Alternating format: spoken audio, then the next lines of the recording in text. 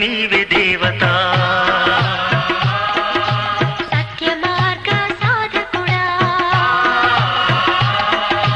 ఓ నవయువక నీవే దేవత, సత్య మార్గ సాధకుడా, ప్రేమ శీతల కర్మయోగి వై జగాన జ్యోతి వెలిగించు. ప్రేమ శీతల కర్మయోగి వై జగాన జ్యోతి వెలిగించు. జగాన జ్యోతి వెలిగించు.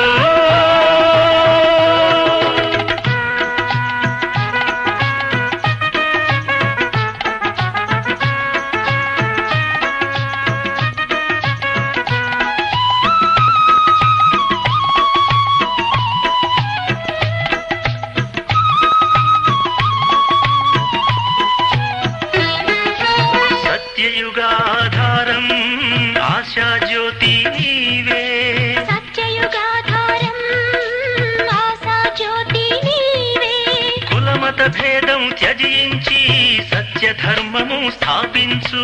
కులమత భేదం త్యజించి సత్య ధర్మము స్థాపించు.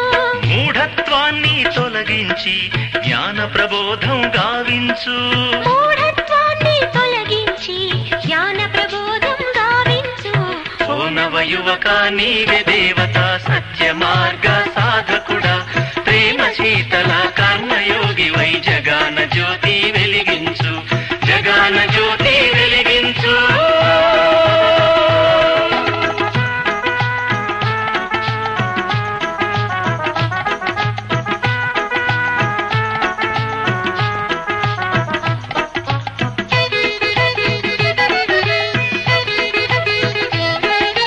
నవప్రభాత నవయువక హే నవయుగ నిర్మాత. నవప్రభాత నవయువక హే. ఓం శాంతి. మురళీ డేట్ 8/11/2025. మధురమైన పిల్లలారా, మీరు దేహీ అభిమానిగా అయినట్లయితే రోగాలన్నీ సమాప్తమైపోతాయి. మీరు ద్వికిరీటధారులుగా విశ్వానికి అధిపతులుగా అయిపోతారు. ప్రశ్న: తండ్రి సన్ముఖంలో ఎలాంటి పిల్లలు కూర్చోవాలి? జవాబు: ఎవరికైతే జ్ఞాన డ్యాన్స్ చేయడం వస్తుందో వారు కూర్చోవాలి. జ్ఞాన డ్యాన్స్ చేసే పిల్లలు తండ్రి సన్ముఖంలో కూర్చుంటే బాబా కూడా మురళి ఉత్సాహంగా నడుస్తుంది.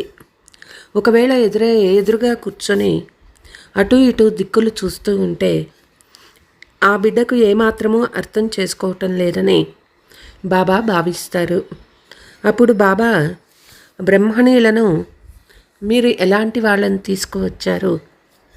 బాబా ఎదురుగా కూర్చొని ఆవలిస్తారని అంటారు. మాకు ఎలాంటి తండ్రి లభించారని పిల్లలు ఆనందంతో నాట్యం చేయాలి. పాట: दूरदेशम के रहने वाले आया आज పరాయి దేశ్ మే. ఓం శాంతి. మధురాతి మధురమైన పిల్లలు పాట విన్నారు. ఎవరైతే మనము దుఃఖహర్త సుఖకర్త అని, లేక మీరు తల్లి తండ్రి మేం పిల్లలము, వచ్చి మాకు అపారమైన సుఖం ఇవ్వండి, మేము దుఃఖీ అయినాము, ఎవరినైతే స్మృతి చేస్తూ వచ్చారో ఆ ఆత్మీక తండ్రి అని ఆత్మీక పిల్లలు భావిస్తారు. ఈ ప్రపంచమంతా దుఃఖమై ఉంది. ఎందుకంటే ఇది కలియుగ పాత ప్రపంచము. పాత ప్రపంచం లేక పాత ఇల్లు, కొత్త ప్రపంచం కొత్త ఇంట్లో ఉన్నంత సుఖం ఉండదు. మేము విశ్వానికి అధిపతులుగా సనాతన దేవీ దేవతలుగా ఉండేవారమని, 84 జన్మలు తీసుకున్నామని పిల్లలు మీరు భావిస్తారు. తండ్రి చెప్తూ ఉన్నారు, పిల్లలు మీరు ఎన్ని జన్మలు పాత్రను అభినయించారో మీ జన్మల్ని గూర్చి మీకు తెలియదు. 84 జన్మలు పునర్జన్మలు ఉంటాయని మనుషులు భావిస్తారు. ఒక్కొక్క పునర్జన్మ ఎన్ని సంవత్సరాలు ఉంటుంది? 84 లక్షల జన్మల లెక్క ప్రకారము సృష్టి చక్రం చాలా పెద్దదిగా అవుతుంది. ఆత్మలు మన తండ్రి మనల్ని చదివించేందుకు వచ్చారని మనం కూడా దూరదేశంలో ఉండేవారమని, మనమెవరు ఇక్కడ ఉండేవారం కాదని, మనం ఇక్కడ పాత్ర చేసేందుకు వచ్చామని పిల్లలు మీకు తెలుసు. మనం తండ్రిని పరంధామంలో ఉన్నవారిగానే స్మృతి చేస్తాము. ఇప్పుడు పరాయి దేశంలోకి వచ్చాము. శివుణ్ణి బాబా అని అంటారు, రావణుణ్ణి బాబా అని అనరు. భగవంతుణ్ణి బాబా అని అంటారు. తండ్రి మహిమ వేరు. పంచవికారాలు ఎవరైనా మహిమ చేస్తారా? దేహాభిమానము చాలా పెద్ద రోగము. మనము ఆత్మాభిమానిగా అయితే ఏ రోగము ఉండదు. అంతేకాకుండా విశ్వానికి అధిపతులుగా అవుతాము. ఈ విషయాలు మీ బుద్ధిలో ఉన్నాయి. శ్రీబాబా ఆత్మలైన మనల్ని చదివిస్తూ ఉన్నారని మీకు తెలుసు. మాకు తండ్రి వచ్చి రాజయోగాన్ని నేర్పిస్తూ ఉన్నారు. రాజ్యం కొరకు చదివిస్తూ ఉన్నారు. ఇతర సత్సంగాలు మొదలైన వాటిలో భావించరు. రాజుగా తయారు చేయువారు రాజుగానే ఉంటారు కదా. సర్జన్ విద్యార్థుల్ని చదివించి తన సమానం సర్జన్గా తయారు చేస్తారు. డబల్ కిరీటధారిగా తయారు చేసేందుకు డబల్ కిరీటదారులు ఎక్కడి నుంచి వస్తారు. అందుకే మనుషులు డబల్ కిరీటంను కృష్ణునికి చూపించారు. కానీ కృష్ణుడు ఎలా చదివిస్తాడు? తప్పకుండా తండ్రి సంగమయుగంలో వచ్చారు. వచ్చి రాజ్యాన్ని స్థాపన చేశారు. తండ్రి ఎలా వస్తారో మీ బుద్ధిలో తప్ప ఇక ఎవ్వరి బుద్ధిలోనూ లేదు. దూరదేశం నుంచి తండ్రి వచ్చి మనల్ని చదివిస్తూ ఉన్నారు. రాజయోగాన్ని నేర్పిస్తూ ఉన్నారు. తండ్రి చెప్తూ ఉన్నారు, నాకు ఏ విధమైన ప్రకాశ కిరీటం కానీ రతన కిరీటం కానీ లేదు. వారు రాజ్య పదవిని ఎప్పుడూ పొందరు. స్వయం డబల్ కిరీటదారులు అవ్వరు. ఇతరులను తయారు చేస్తారు. తండ్రి చెప్తారు, ఒకవేళ నేను రాజుగా అయినట్లయితే మళ్ళీ నిరుపేదగా అవ్వవలసి ఉంటుంది. భారత్వాసులు రాజుగా ఉండేవారు, ఇప్పుడు నిరుపేదలుగా అయినారు. మీరు డబల్ కిరీటదారులుగా అవుతారు. కాబట్టి మిమ్మల్ని అలా తయారు చేయువారు డబల్ కిరీటదారులై ఉండాలి. వారితో మీ యోగము జోడించాలి. ఎవరు ఏ విధంగా ఉంటారో అలా వారు తమ సమానంగా తయారు చేస్తారు. సన్యాసులు ఇతరులను సన్యాసులుగానే తయారు చేస్తారు. మీరు గృహస్థులు, వారు సన్యాసులు. మరి మీరు వారి అనుచరులు ఎలా అవుతారు? మేము ఫలానా శివానందుని అనుచరులమని చెప్తారు. కానీ ఆ సన్యాసీలు గుండు చేయించుకుంటారు. మీరు అలా చేసుకోరు. వారిని అనుసరించము. మరి మీరు వారి అనుచరులు ఎందుకు చెప్పుకుంటారు? అనుచరులు అంటే వెంటనే కాషాయ వస్త్రాలను ధరించి సన్యాసం స్వీకరించేవారు. మీరు గృహస్థంలో వికారాలు మొదలైన వాటికి వెళ్తారు. శివానందుని అనుచరులని ఎలా పిలువబడతారు? గురువు కర్తవ్యము సద్గతిని కలగచేయడం. ఫలానా వారిని స్మృతి చేయమని గురువు చెప్పరు కదా. అలాంటి వారు స్వయం గురువుగా ఎలా అవుతారు? ముక్తిధామానికి వెళ్ళేందుకు కూడా యుక్తి కావాలి. పిల్లలు మీకు అర్థం చేయించబడుతుంది. మీ ఇల్లు ముక్తిధామము లేక నిరాకార ప్రపంచము. ఆత్మ నిరాకార సోల్ అంటారు. శరీరము పంచతత్వాలతో తయారైంది. ఆత్మ ఎక్కడి నుంచి వస్తారు? నిరాకార ప్రపంచము పరంధామం నుంచి వస్తారు. అక్కడ చాలా ఆత్మలు ఉంటారు. దాన్ని స్వీట్ సైలెన్స్ హోమ్ అంటారు. ఆత్మలు అక్కడ సుఖదుఖాలకు అతీతంగా ఉంటారు. దీన్ని చాలా పక్కా చేసుకోవాలి. మనం స్వీట్ సైలెన్స్ హోమ్లో ఉండేవాళ్ళము. ఇది నాటకశాల. ఇక్కడకు మనం పాత్ర అభినయించేందుకు వస్తాము. ఈ నాటకశాలలో సూర్యుడు, చంద్రుడు, నక్షత్రాలు మొదలైనవి లైట్లు. ఈ నాటకశాల ఎన్ని మైళ్ళ వరకు విస్తరించి ఉందో ఎవరూ లెక్క వేయలేరు. విమానంలో పైకి వెళ్తారు కానీ అందులో పూర్తిగా వెళ్ళి చుట్టి వచ్చేందుకు కావలసిన పెట్రోల్ మొదలైనవి వేయలేరు. అంత దూరము వెళ్ళలేరు. ఇన్ని మైళ్ళ దూరము వెళ్ళి తిరిగి రాకపోతే కింద పడిపోతామని వారికి తెలుసు. సముద్రము మరియు ఆకాశతత్వాల అంత్యాన్ని ఎవరూ పొందలేరు. తండ్రి మీకు స్వయం గురించి అర్థం చేసుకున్నారు. ఆత్మ ఆకాశతత్వం కంటే పైకి వెళ్ళిపోతుంది. ఇది ఎంత పెద్ద రాకెట్! ఆత్మ మీరు పవిత్రంగా అయినప్పుడు రాకెట్ వలె ఎగరగలరు. ఎంత చిన్న రాకెట్! సూర్యచంద్రులకు అతీతంగా మూలవతనానికి వెళ్ళిపోతుంది. మనుషులు సూర్యచంద్రుల అంతాన్ని తెలుసుకునేందుకు చాలా ప్రయత్నం చేస్తారు. దూరంగా ఉండే నక్షత్రాలు మొదలైనవి చాలా చిన్నవిగా కనిపిస్తాయి. వాస్తవానికి అవి చాలా పెద్దవి. మీరు గాలిపటం ఎగరవేసినప్పుడు అవి పైకి వెళ్తూ వెళ్తూ చిన్నవిగా అయిపోతాయి. ఆత్మలు అన్నిటికంటే వేగమని తండ్రి చెప్తారు. సెకండులో శరీరాన్ని వదిలి మరో గర్భంలో ప్రవేశిస్తాయి. ఎవరికైనా లెక్కాచారము లండన్లో ఉంటే సెకండులో వెళ్ళి లండన్లో జన్మ తీసుకుంటుంది. సెకండులో జీవన్ముక్తి అని గాయనం చేయబడి ఉంది. పిల్లవాడు గర్భం నుంచి వెలువడగానే యజమానిగా అవుతారు, వారసుగా అవుతారు. పిల్లలు మీరు తండ్రిని తెలుసుకున్నారు అంటే విశ్వాధికారులుగా అయినారు. అనంతమైన తండ్రే వచ్చి మిమ్మల్ని విశ్వాధికారులుగా తయారు చేస్తారు. స్కూల్లో బ్యారిస్టర్ చదువుకుంటే బ్యారిస్టర్గా అవుతారు. ఇక్కడ మీరు డబుల్ కిరీటదారులుగా అయ్యేందుకు చదువుకుంటారు. పాస్ అయితే తప్పకుండా డబుల్ కిరీటదారులు అవుతారు. మళ్ళీ స్వర్గంలోకి తప్పకుండా వస్తారు. తండ్రి సదా నిరాకార ప్రపంచంలోనే ఉంటారు.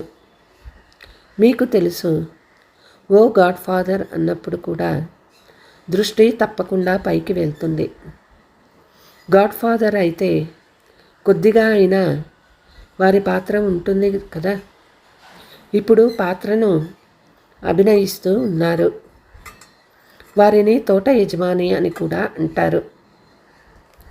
ముళ్ళ నుండి పుష్పాలుగా చేస్తారు. పిల్లలు మీకు సంతోషం ఉండాలి. బాబా పరాయి దేశంలోకి వచ్చారు. దూరదేశంలో నివసించేవారు పరాయి దేశంలోకి వచ్చారు. దూరదేశంలో నివసించేది తండ్రే కదా. ఆత్మలు కూడా అక్కడే నివసిస్తారు. ఇక్కడికి పాత్ర అభినయించేందుకు వస్తాయి. పరాయి దేశం అంటే అర్థము ఎవరికీ తెలియదు. మనుషులు భక్తి మార్గంలో విన్నదంతా సత్యం సత్యం అని అంటూ ఉంటారు. పిల్లలు మీకు తండ్రి మంచి రీతిగా అర్థం చేయిస్తారు. ఆత్మ అపవిత్రంగా అవ్వడం వల్ల ఎగరలేకపోతుంది. పవిత్రంగా అవ్వకుండా వాపస్ వెళ్ళలేదు.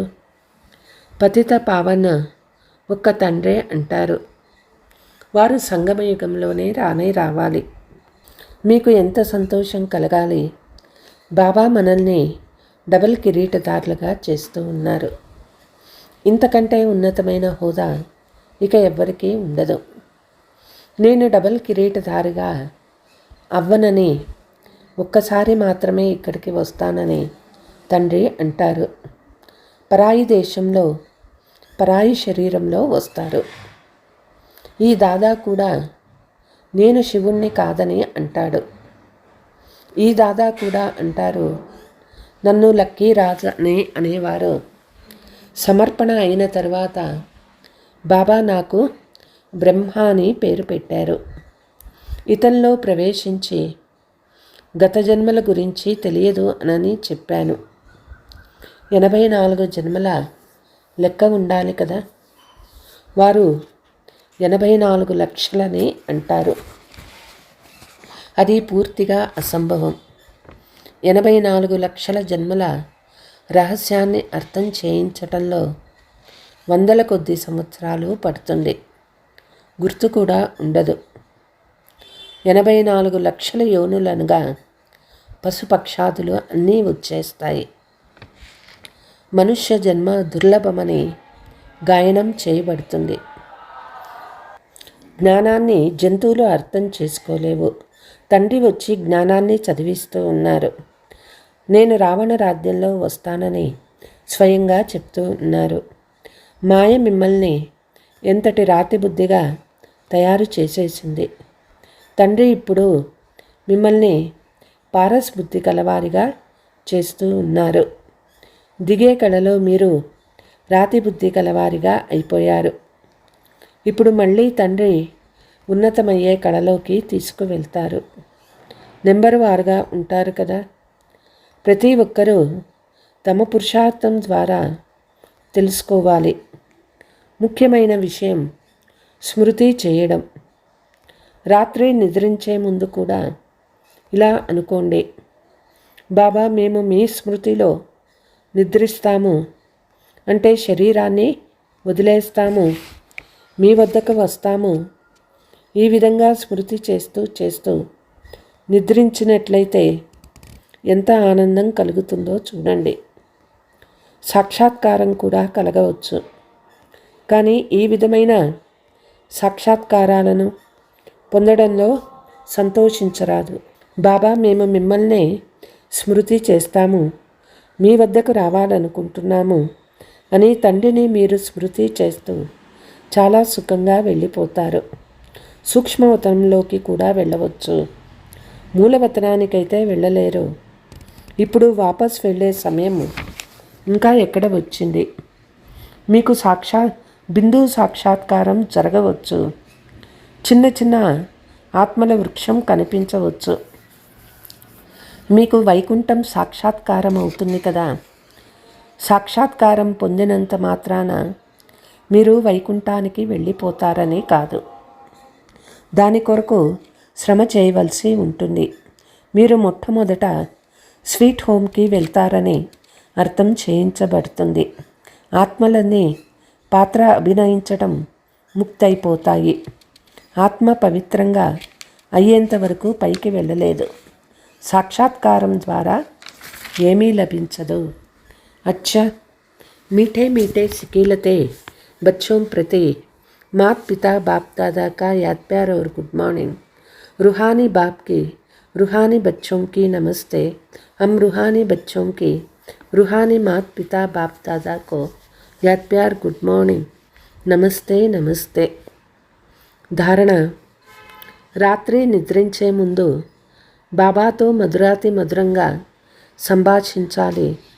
బాబా మేము ఈ శరీరాన్ని వదిలి మీ వద్దకు వస్తాము. ఇలా స్మృతి చేస్తూ నిద్రించాలి. స్మృతియే ముఖ్యమైనది.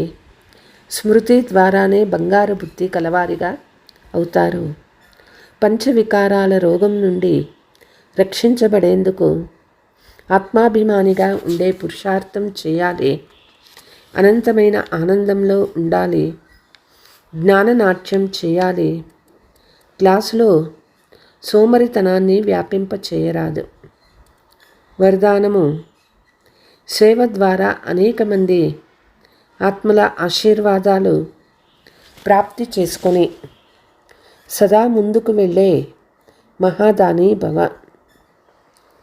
మహాదానులుగా అవ్వడం అంటే ఇతరులకు సేవ చేయడం. ఇతరులకు సేవ చేసినందున స్వయం యొక్క సేవ స్వతహాగానే అవుతుంది. మహాదానులు అవ్వటం అంటే స్వయాన్ని సంపన్నంగా చేసుకోవటం. ఆత్మలకు ఎంతగా సుఖము, శక్తి మరియు జ్ఞానదానం ఇస్తారో అంతగానే ఆత్మల నుండి వెలుపడే ప్రాప్తి యొక్క శబ్దము, వారి నుండి వెలుపడే ధన్యవాదాలు మీకు ఆశీర్వాదాల రూపంలో అవుతాయి. ఈ ఆశీర్వాదాలే ముందుకు వెళ్ళేందుకు సాధనం. ఎవరికైతే ఆశీర్వాదాలు లభిస్తాయో వారు సదా సంతోషంగా ఉంటారు. కాబట్టి ప్రతిరోజు అమృత వేళలో మహాదానిగా అయ్యే ప్రోగ్రాంను తయారు చేసుకోండి. ఏ సమయం కానీ ఏ రోజు కానీ దానం చేయందిగా ఉండరాదు. స్లోగన్: ఇప్పటి ప్రత్యక్ష ఫలము ఆత్మకు ఎగిరే కళ యొక్క బలాన్ని ఇస్తుంది. అవ్యక్త సూచన: తండ్రికి సమీపంగా సమానంగా అయ్యేందుకు దేహంలో ఉంటూ విదేహిగా అయ్యే అభ్యాసం చేయండి. ఎలాగైతే కర్మాతీతగా అయ్యేందుకు ఉదాహరణ బ్రహ్మా బాబాని చూశారో తండ్రిని అనుసరించండి. ఎంతవరకు దేహం ఉంటుందో కర్మేంద్రియాలతో కర్మక్షేత్రంలో పాత్ర చేస్తారో అంతవరకు కర్మలు చేస్తూ కర్మేంద్రియాల ఆధారాన్ని తీసుకోండి. తర్వాత వాటికి భిన్నంగా అవ్వండి. ఈ అభ్యాసమే విదేహీగా చేస్తుంది. అచ్చా, ఓం శాంతి.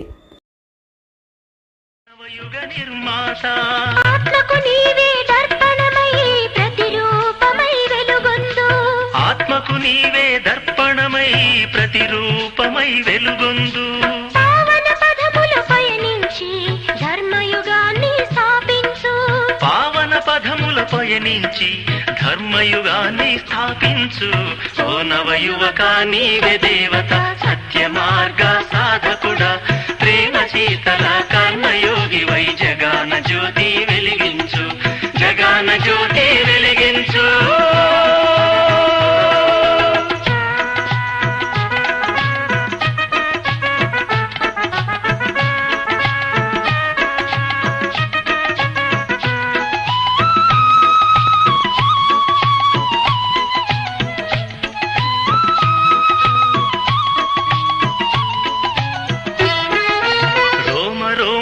అమృతవాణి జీవాధారం శివస్మరణం.